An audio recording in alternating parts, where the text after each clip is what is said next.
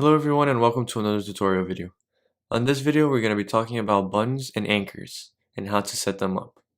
So first, to add a button, we're going to go over here and add element, click on it, go down to button, click on it again, and over here you're going to see our list of buttons that we have. You can also add an icon over here. You can have the login button, you can have the call to action buttons, and toggle buttons where you can set it on and off. I'm just going to select a regular button. We're going to click on it. It's going to show on our page over here. We're going to right click, and once you right click you can edit the text over here, what it says. I can change it to buy it now, for example. It will change it to buy it now. You can also change its appearance over here. For example, its font, the subtitle font, the fonts on mobile. You can also change the inner background. You can change the border. You can also round the borders, add a shadow, color the background, and just some internal spacing. Once you guys customize your style, you can go ahead and return and click the one that you just edited. Next up, we're going to go to action. This is where you can select the action for your button. So what's going to happen after someone clicks it. You can send them an email, you can send it to a web address, you can also upload a document, or send them to an anchor. Just because we're also talking about anchors, I'm going to select anchor. Right now we don't have any anchors to be used, so I'm just going to select none. But you guys get the idea. You can also add an icon over here.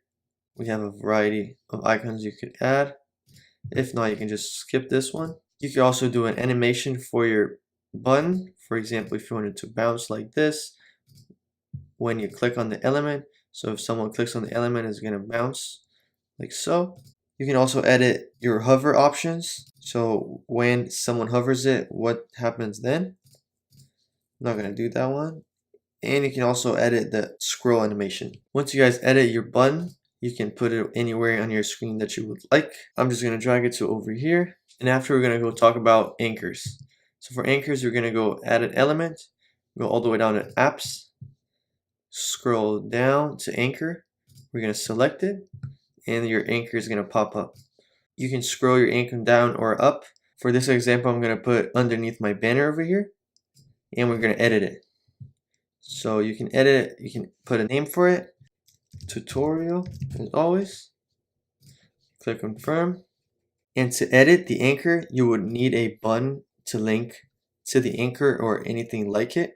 Remember that we linked our button to the anchor. Let's go ahead and do that again, but let's choose the right one. So for example, over here on tutorial, we're going to just choose tutorial because we named our anchor tutorial. Click OK. And once someone clicks over here, they will be redirected to our anchor. So for example, let's just go on preview, click buy now. The person will be sent to our anchor. This is basically it for how you set up an anchor in your buttons. If you guys have any questions, please let us know. This is going to be it for the video. Thank you for watching and have a great day.